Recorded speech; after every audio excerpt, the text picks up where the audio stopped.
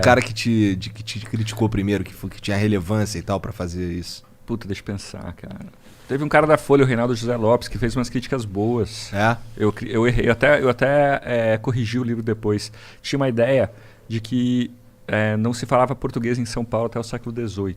300 anos não se falou português aqui. E ele falou, não, isso é mentira, isso é uma ideia que o Sérgio Buarque de Holanda espalhou, mas não tem nada a ver, daí eu fui lá e mudei. Mas aí quem mais? Cara, não sei. Então teve pessoas que fizeram críticas que faziam sentido mesmo, né? Isso. Desse nível, nada mais grave que isso. Acho que essa foi a maior mudança que eu fiz no livro, entendeu? Entendi. Teve um cara que falou, nossa, ele chamou o Florestan Fernandes de historiador, mas ele é sociólogo. Falei, porra, beleza, então é esse o problema. Eu falo que o zumbi tinha escravos, eu falo que quem mais matou índio foram os índios. Você fala que o problema do livro é que o nome do cara a profissão é sociólogo e não historiador. Tá ótimo. E daí muita gente critica por causa do zumbi, né? Porque não tem provas de que o zumbi teve ou não teve escravos. O zumbi não tem personalidade sobre ele, entendeu? A gente tem assim 3 documentos sobre ele que citam o zumbi, mas não falam se ele é uma boa pessoa ou ruim. E daí o Décio Freitas, um historiador lá, jornalista, amigo do Brizola, dos anos 70, ele inventou umas cartas. Esse cara é muito curioso, porque ele inventou várias coisas nos livros dele, assim. E ele falou que não, eu achei cartas de que um padre de Alagoas que educou o zumbi deu a ele o nome de Francisco. Caralho, o cara inventou história. Então, cara, esse cara What é muito... O Décio Freitas... Muito louco, não, depois filho da puta, né? E depois eu conversei com historiadores de Porto Alegre. Tem um livro dele que é O Maior Crime da Terra. Que é sobre seria uma loja de linguiça de Porto Alegre que fazia com carne humana. Caralho! E o maior crime da Terra era fazer você gostar de carne humana, entendeu? E daí... Só que daí ele falou, não, porque eu achei cartas, achei uns documentos do tal, e daí as pessoas iam atrás, ele não. E também teve um livro dele sobre a cabanagem, que também tinha carta de um bretão, é sempre um cara de fora, assim, que tem cartas e tal. E daí, entre os historiadores, isso é meio ridicularizado, todo mundo sabe que o cara é desse jeito, né? Ele conta caô. E daí, ou seja, fizeram de Palmares uma sociedade comunista perfeita do século XX. Cara, mas ela era do século XVIII, XVII, entendeu? E como é que você quer que ela tinha os valores de igualdade que a gente tem hoje? Óbvio que ela não vai ter. Romantizaram a parada. Daí eu falo assim, o ônus da prova, quem tem que provar que ele não tinha escravos são vocês. Porque você chega por pensa um cristão, um medieval, um cidadão francês medieval. Vai falar, putz, esse cara faz isso, ele ia na igreja domingo. Acho que esse cara é cristão. Se você acha que ele não é cristão, então prove. Entendeu? Ou então, sei lá, um senador romano. Puta, esse cara tinha escravos. Você tem papel mostrando que ele tinha escravos? Não tenho. Mas eu acho que ele tinha escravos. Mas ele é um senador romano. Então ele provavelmente tinha escravos. Isso. Mas o zumbi... É que eu sinceramente, sou um idiota. Eu não sei sobre a história do Zumbi do Palmares o suficiente pra contestar qualquer porra.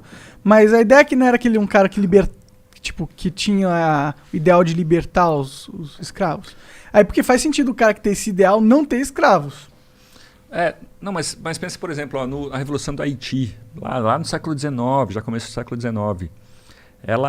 Os revolucionários haitianos, eles invadiam a República Dominicana para capturar escravos e depois para vender, entendeu? Não tinha ainda essa ideia de que somos o mesmo povo, somos unidos pela cor. Pô, aquele cara é banto, aquele cara é iorubá. Mas o Zumbi dos Palmares, ele não tinha essa ideia, será? Não, então... A grande polêmica do zumbi é assim, que falam que o Ganga Zumba era um traidor e tal, né? O tio dele, porque Caralho, que nome foda, Ganga Zumba. Nossa. É um nome foda mesmo. Muito foda. O Ganga Zumba, ele meio que quis fechar um acordo com os portugueses para evitar conflito. E o zumbi não, o zumbi quis partir para a guerra. É isso que se fala, assim, não tem muito... Mas eles eram políticos? Eles eram donos de capital político na região, é isso? Não, ele tinha um quilombo, eles assaltavam fazendas vizinhas para capturar escravos. E era só uma comunidade mesmo no meio do mato, assim, não tinha um poder político e tal. Mas você tem carta cartas reais, cartas nobres, mostrando para o zumbi, convidando o zumbi, pô, vem aqui, vem tomar um café aqui, vamos conversar, então, vamos negociar, e tal, como se fosse chefe de Estado, assim, então o cara era relevante, né? Mas tem na Guiana Francesa teve um quilombo que ele não se revoltou. E ele durou até agora, até o século XX. Ainda tem lá uma comunidade, entendeu? Caralho, olha lá. Então talvez o zumbi, aí essa ideia se for verdade essa ideia de que ele tentou se revoltar e tal, né, jogar o quilombo contra a sociedade, fazer uma guerra, talvez tenha sido ruim, né? Porque podia ter durado até o século XX se fosse um acordo de paz e tal, entendeu? Mas enfim. Obrigado por ter assistido mais este corte e agora eu vou ter que te dar aquela dica monárquica que é o inglês. O inglês é fundamental, cara. Se eu não soubesse inglês, eu não estaria aqui. Isso é muito verdade. Se você acompanha o Flow, você sabe disso. Então, vai aprender inglês que é muito importante, cara.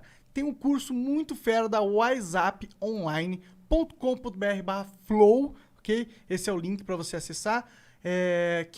Tem mais de 300 horas de conteúdo ali, tem professores nativos falando sobre vocabulário, sobre gramática, tem também documentários sobre situações reais que você pode viver lá fora e muitas outras coisas. Vai lá conferir, vai aprender inglês que é importante, whatsapponline.com.br/flow.